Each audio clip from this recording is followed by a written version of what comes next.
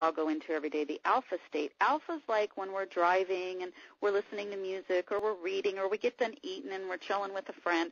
Our state of mind shifts all day, every day, in and out of fully conscious and aware to drifting, and maybe we're daydreaming about something as we're sitting at lunch. That's when we're in alpha, right? And then we drift into theta when we, go to lay down or take a nap. We're kind of drifty. Maybe we're kicking back in our car with our eyes closed for 10 minutes or something, and, a lot of people meditate or whatever. And then delta is where we go to sleep at night. So the importance of, I'm a master hypnotherapist, and the importance of understanding what hypnotherapy and NLP are really to me, Eric, is understanding how the mind transitions in and out of states and how to maximize that state for yourself. So, for instance, I'm very, very careful about what I put into my subconscious mind because I think of my mind like a bank. What you deposit into your mind is precisely what will come out in your thoughts, behaviors, and actions. So, for instance, if people are falling asleep to the news or you're going into an alpha state and then a theta and then delta and you're watching, CSI murder mystery or something, that's all going into your unconscious, right? Okay. So I tell people it's not as hard as you think once you understand state change.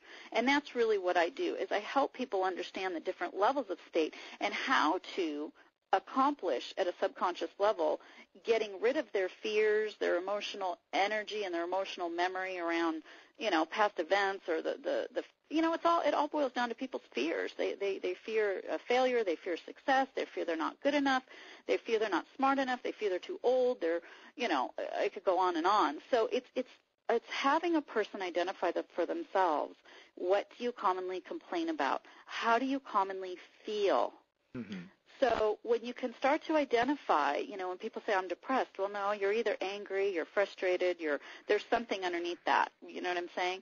So when people start to understand what they're coming from, the energy that they're coming from, the thoughts that they're habitually thinking and feeling, then they can relax, and that's really what hypnosis is my job is to bring people into those states and help them reframe and reconfigure, if you will, those thoughts, pictures, and beliefs internally that they hold for themselves so that they can go back out into the world on a conscious level and start to feel better, start to talk differently, start to operate in the world around them so that they're living at the cause of their life and they're not in the effect of the circumstances or the market, if you will. Wow, I love that. Can you say that again for our audience? They're living at the cause of their life? Mm-hmm. Versus the effect of circumstances. Because circumstances are always going to change. We can't control the outer world. We can't control people. We can't control the market. The only thing we can control is staying at cause of everything we do. Wow. So in the different states, again, there's beta, alpha, theta, and delta. Delta is that sleep state, right? Yes, it is. So we don't want anyone on the call right now being in that state, right? I don't know. They'd be absorbing all my suggestions pretty good. So if you're in Delta, wake up. So where's your best? Where are we at? Where are we at our best in terms of the state of mind? Great question. Alpha and the alpha state, actually that drifty, drowsy state is the peak learning state. So when I work with a client or when people do my programs, it's kind of the common funny theme. I speak at a lot of different investment clubs, and a lot of people I coach are doing my Mental Money Mastery program. And I was coaching a group of 35 or 40 people the other night, and everybody laughed, and they're like, Cappy, I listened to your voice for like 5 minutes, and I fall asleep. I'm like, perfect. It's the easiest thing you've ever had to do, right? So they're like, am I getting it? And I'm like, well, what are you doing? What are your results? They're like, it's just amazing. Like, I don't feel, I'm not doing anything, and yet, the CDs are doing it for them. But the reason is because it is working at a subconscious level.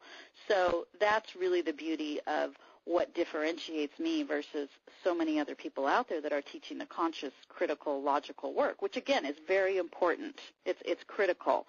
That's what the majority of our universe is focused on. But when people start to experience themselves differently and their perception about their business, about money, people's relationship to money, that's what our last call was on, is just huge, how they relate and think and feel about money. And, that's really a lot of what I teach salespeople because obviously, again, they're in the business to make money and have freedom, but most of them have way too much time on their hands, and they think they're a procrastinator, or they think it's, but I'm telling you, it all boils down to their core beliefs about their relationship to money, their relationship to success, and how they perceive themselves to be. So that's actually one of our bullets, how to master your mind around money.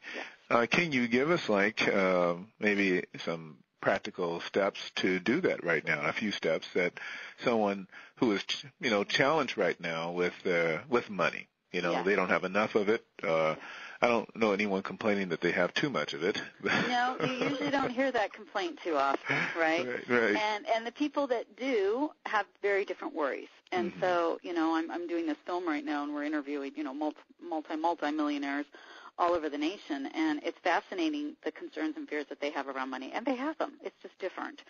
So we all are human beings being human. So what I suggest for people when I start working with them on their relationship to money is, number one, it's very, very important that you understand that this is a relationship that you are going to have the rest of your life.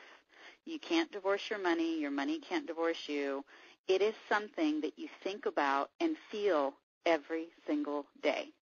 When you wake up in the morning, when you do business, when you spend money, when you go to lunch, when you go to dinner, when you go to the grocery store, money is a constant theme and feeling and thought that you will have till the day you die. So it's important for people to recognize that their habitual thought patterns and feelings around money are not new. When somebody is super successful, their core beliefs around money are very abundant. Money's easy for them to make. They have no problem. Those people, when I'm speaking to an audience, I tell them, find another area of your life that isn't that abundant. It might be your health. It might be your relationship to your spouse or your girlfriend or boyfriend or what have you. There's always an area that they need more abundance in. So they might have mastered money, but it might be another area. So you can apply this to any area, but we're speaking of money, so I just want to make sure I'm including everybody here. So the conversation around money, again, or love or relationships or whatever, it's an everyday conversation.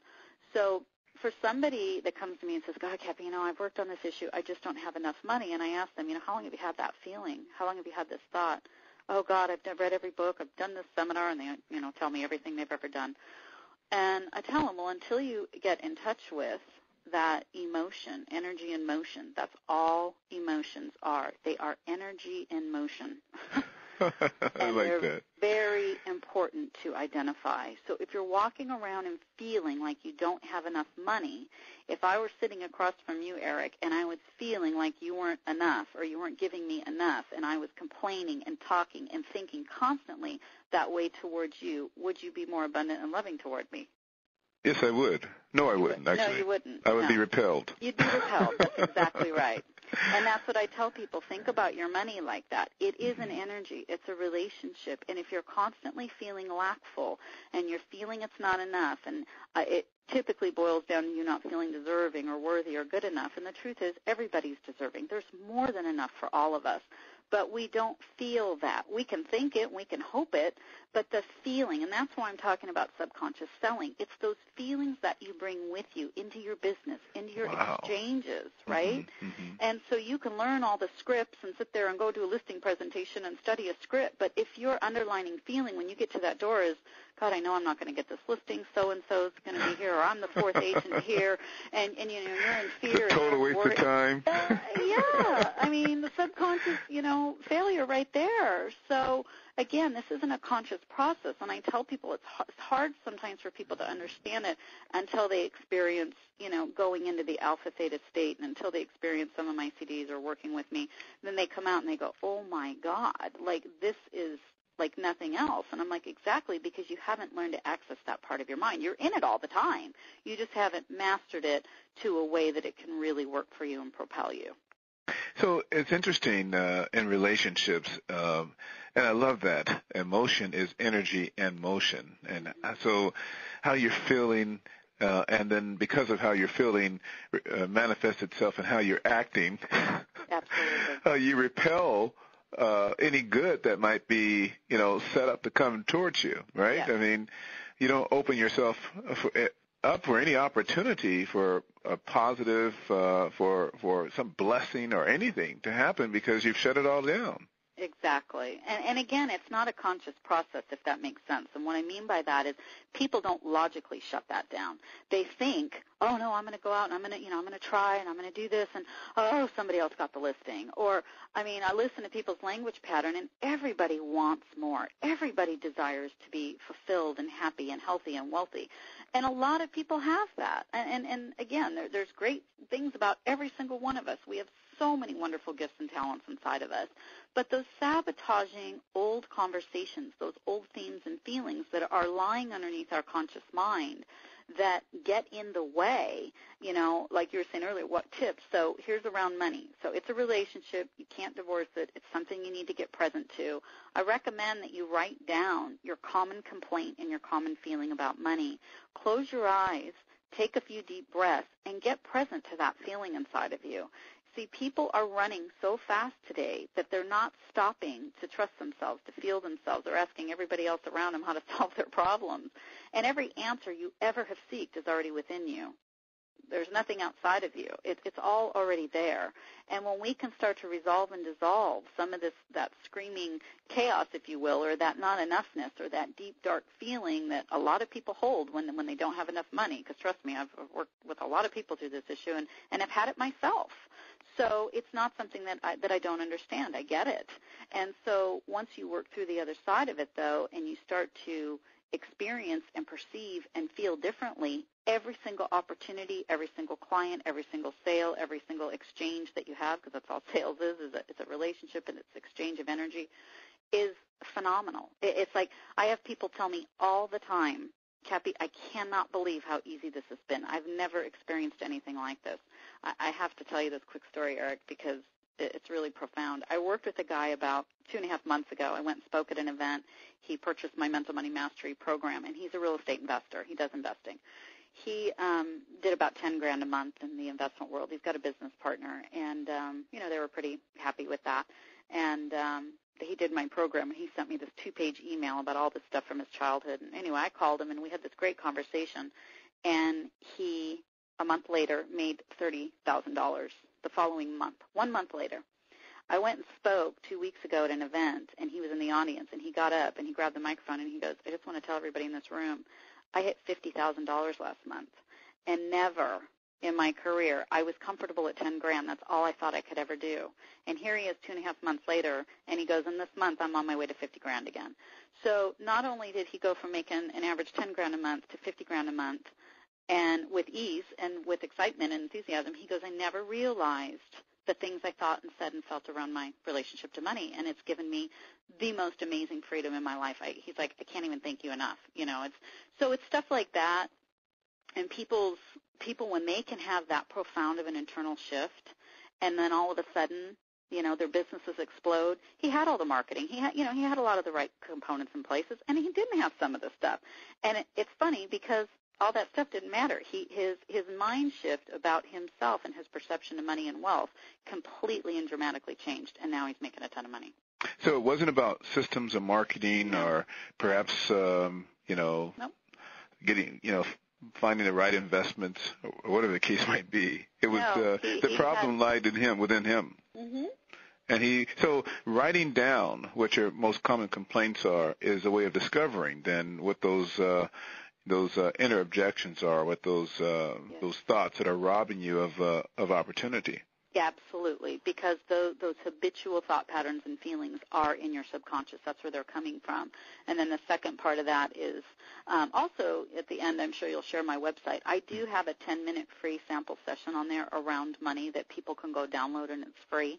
Okay. And they can start listening to that, because just starting to work with your subconscious and to go within and starting to identify yourself differently with money and success and business, it will definitely germinate and start to help you feel better. And if people are listening that are worried or that are having challenges around money, it will definitely immediately help them feel better. So the problem lies within us, and the answer lies within us. It really does. And, I have to say, though, Eric, I think many of us hear that and we understand it logically. Mm-hmm. But I